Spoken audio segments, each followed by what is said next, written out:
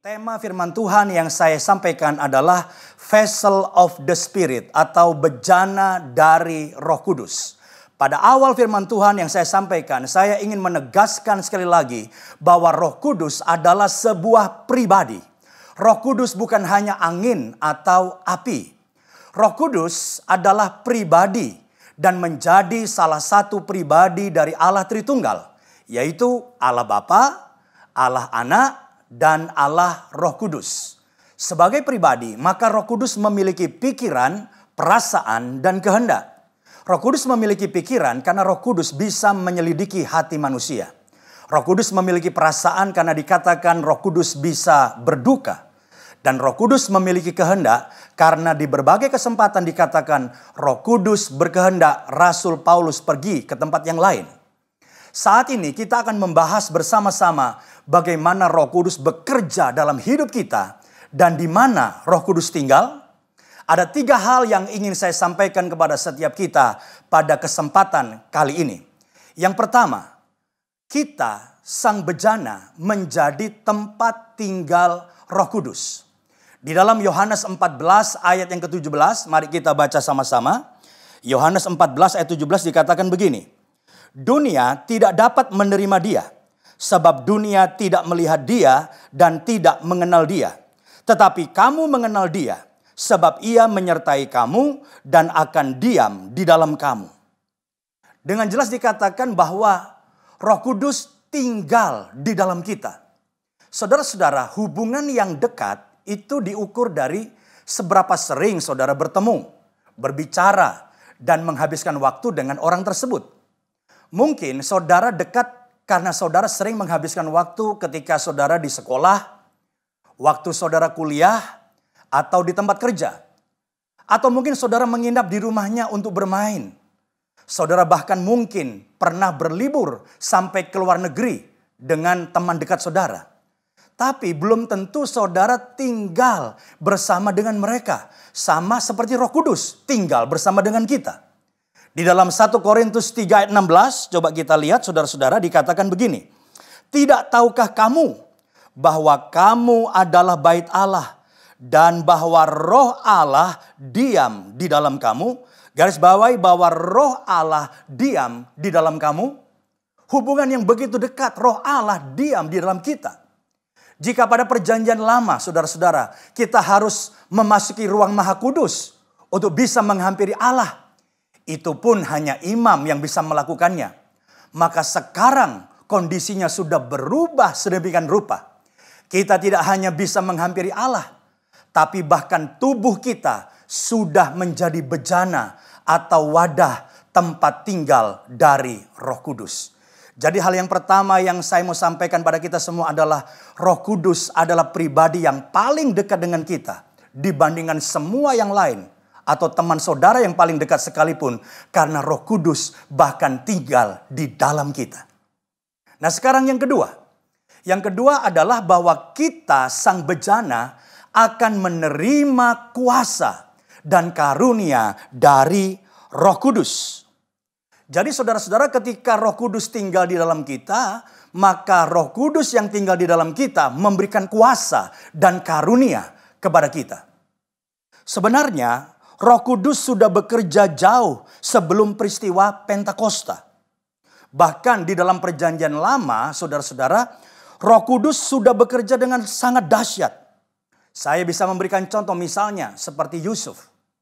Alkitab dengan jelas mengatakan bahwa Yusuf dipenuhi oleh Roh Allah. Sehingga ia bisa begitu berhikmat dan bisa mengartikan mimpi raja. Kita bisa melihat itu dalam Kejadian 41. Ayat 38. Saya akan bacakan Kejadian 41 ayat 38. Lalu berkatalah Fir'aun kepada para pegawainya, mungkinkah kita mendapat orang seperti ini? Seorang yang penuh dengan Roh Allah? Jadi Raja Fir'aun pun saudara-saudara begitu terkagum-kagum. Karena Yusuf punya hikmat yang luar biasa. Contoh yang lain misalnya Besalil. Itu terdapat dalam kitab Ulangan. Tuhan secara khusus menunjuk Besalil yang menjadi arsitek dan kepala pembangunan dari kemah pertemuan. Desainer tabut perjanjian. dan seluruh perkakas dan perabotan dari kemah pertemuan. Kita bisa menemukan hal tersebut dalam Keluaran pasal 31 ayat 1 sampai 4. Coba kita baca sama-sama. Keluaran 31 ayat 1 sampai 4. Berfirmanlah Tuhan kepada Musa, lihat, telah kutunjuk Besalil bin Uri bin Hur dari suku Yehuda, dan telah kupenuhi dia dengan roh Allah, dengan keahlian dan pengertian dan pengetahuan dalam segala macam pekerjaan, untuk membuat berbagai rancangan. Luar biasa, saudara. Besalil mengerjakan perkara-perkara yang dahsyat. Kenapa? Dipenuhi dengan roh Allah. Nah sekarang saudara-saudara, setelah Pentakosta, ketika Roh Kudus dicurahkan kepada para murid-murid Yesus, maka murid-murid Yesus pun seakan-akan menerima kekuatan baru yang bukan berasal dari mereka. Mereka dipenuhi oleh keberanian yang luar biasa untuk menjadi rasul, memberitakan Injil setelah mereka menerima kuasa Roh Kudus. Kalau kita perhatikan di dalam Kisah Rasul pasal 1 ayat yang ke-8, coba kita lihat bersama-sama, dikatakan begini. Tetapi kamu akan menerima kuasa kalau Roh Kudus turun ke atas kamu, dan kamu akan menjadi saksiku di Yerusalem dan di seluruh Yudea dan Samaria dan sampai ke ujung bumi. Saudara melihat, luar biasa ketika Roh Kudus turun ke atas para murid, mereka menjadi saksi Tuhan yang luar biasa. Kita juga bisa menyebutkan banyak nama tokoh yang lain yang menjadi luar biasa karena mereka penuh Roh Kudus. Seperti Simson misalnya. Punya kekuatan yang luar biasa karena penuh Roh Kudus. Daniel punya hikmat dan pekerjaannya sangat luar biasa. Sadrah, Mesah, Abednego berani mempertahankan imannya. Bahkan sampai masuk ke dalam dapur api karena mereka penuh Roh Kudus. Musa, Raja Daud, dan masih banyak lagi tokoh yang lain menjadi hebat karena mereka penuh dengan kuasa Roh Kudus.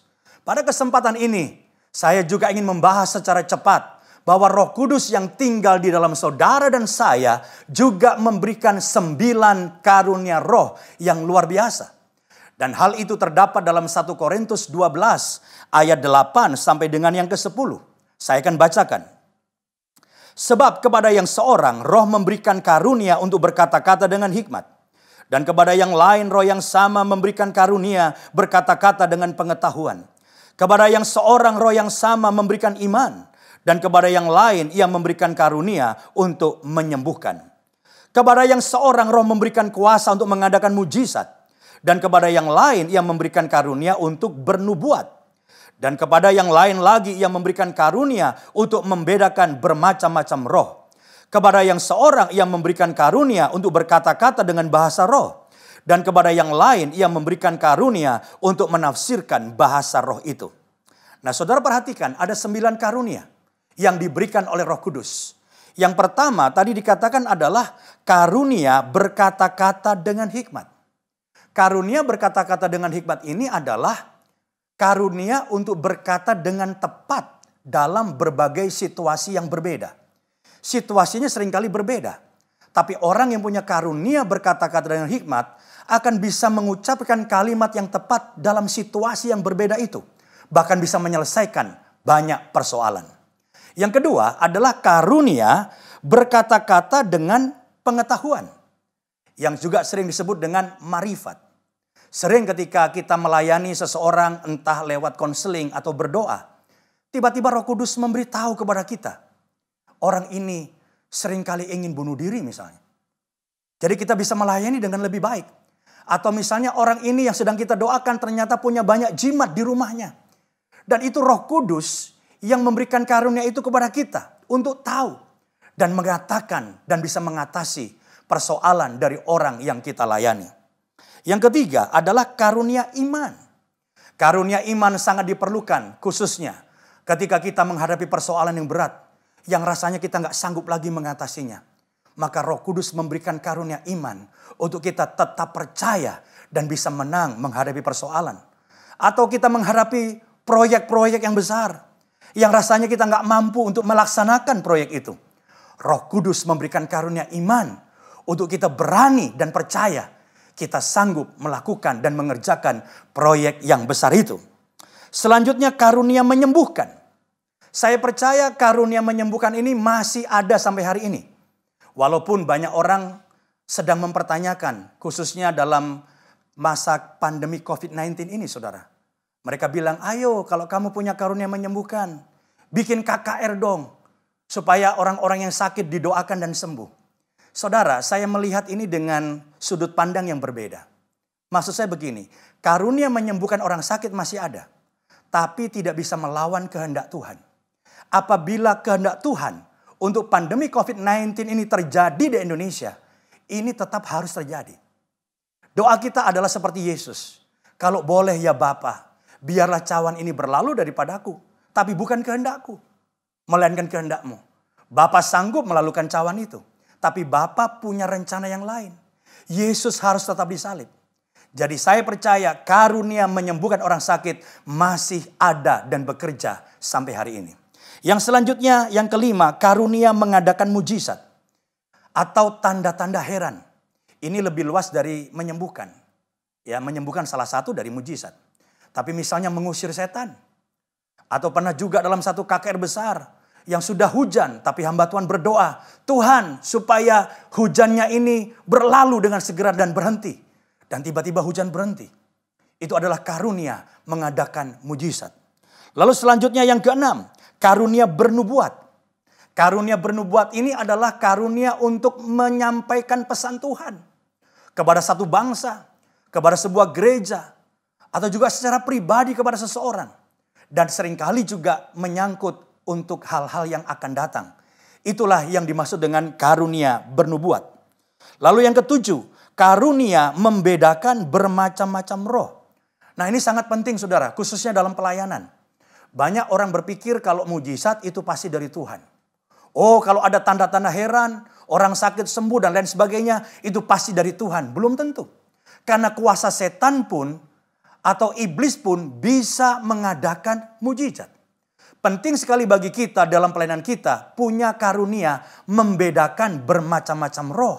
Sehingga kita bisa tahu ini karunia dari Tuhan, ini mujizat dari Tuhan, atau ini adalah tanda-tanda ajaib tapi setan yang mengerjakannya. Penting sekali dalam pelayanan kita punya karunia membedakan bermacam-macam roh. Yang kedelapan adalah karunia berkata-kata dengan bahasa roh. Saya percaya juga bahwa karunia ini masih ada sampai hari ini. Terlepas dari berbagai ekses yang kurang baik. Ada yang misalnya meniru dan lain sebagainya. Tapi karunia berkata-kata dengan bahasa roh masih ada sampai sekarang. Dan itu diberikan kepada kita untuk menolong kita di dalam berdoa. Supaya kita berdoa dengan benar di hadapan Tuhan. Dan kita ketika berdoa dengan pertolongan Roh Kudus, dengan berbahasa roh, Alkitab berkata kita sedang membangun iman. Makanya penting sekali kita mendapatkan karunia untuk berkata-kata dengan bahasa roh. Dan yang terakhir yang kesembilan adalah karunia menafsirkan bahasa roh. Nah karunia menafsirkan bahasa roh ini sangat penting juga saudaraku. Khususnya ketika ada orang yang mempraktekkan karunia berkata-kata dengan bahasa roh. Sebab kalau seseorang berkata-kata dengan bahasa roh, tetapi tidak ada yang menafsirkan, bahasa roh itu apa artinya? Sebenarnya nggak ada gunanya. Makanya Rasul Paulus berkata-kata dengan bahasa roh itu sebaiknya dilakukan ketika dalam doa-doa pribadi kita. Kecuali ketika kita berbahasa roh, ada orang yang punya karunia menafsirkan bahasa roh itu. Sehingga membangun jemaat dan berguna bagi semua jemaat yang hadir.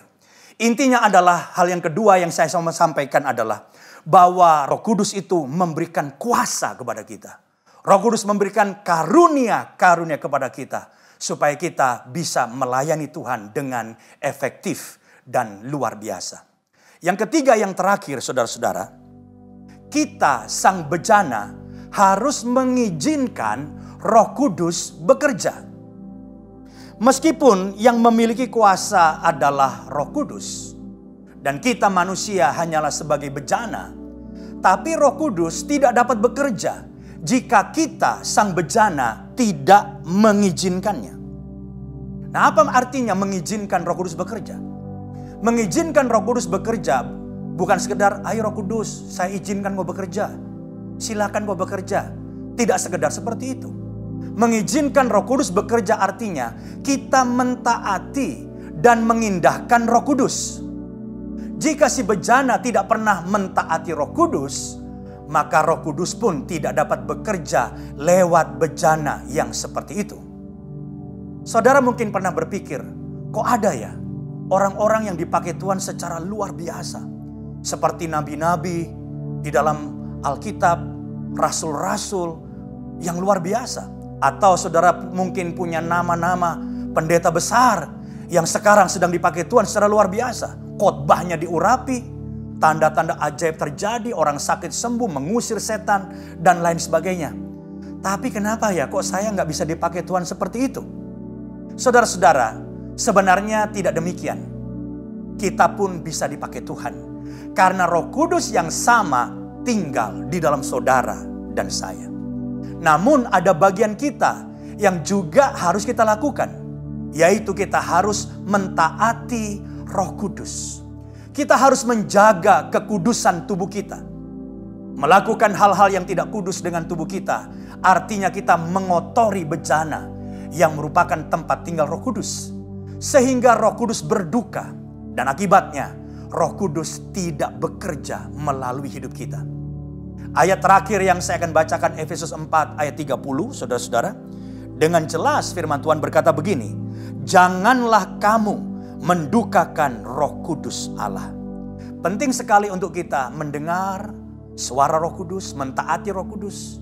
Jangan kita melawan, karena itu mendukakan Roh Kudus. Sehingga pada akhirnya Roh Kudus tidak bekerja melalui saudara dan saya. Jadilah bejana yang bersih, supaya Roh Kudus bekerja dengan luar biasa melalui hidup saudara dan melalui hidup saya. Saya percaya firman Tuhan hari yang kita dengar mendorong setiap kita untuk benar-benar kita percaya bahwa Roh Kudus memberikan kuasa dan karunia. Tinggal kita, maukah kita hidup bersih, mentaati Roh Kudus, yang artinya kita mengizinkan Roh Kudus bekerja melalui hidup kita, sehingga nama Tuhan dipuji dan dipermuliakan. Pada akhir firman Tuhan ini, saya mau kita berdoa bersama-sama untuk sekali lagi kita menyadari Roh Kudus sudah ada dalam kita, saudara. Roh Kudus memberikan karunia dan kuasa. Mari kita berdoa minta supaya Roh Kudus bekerja memakai hidup kita. Roh Kudus bekerja melalui kita.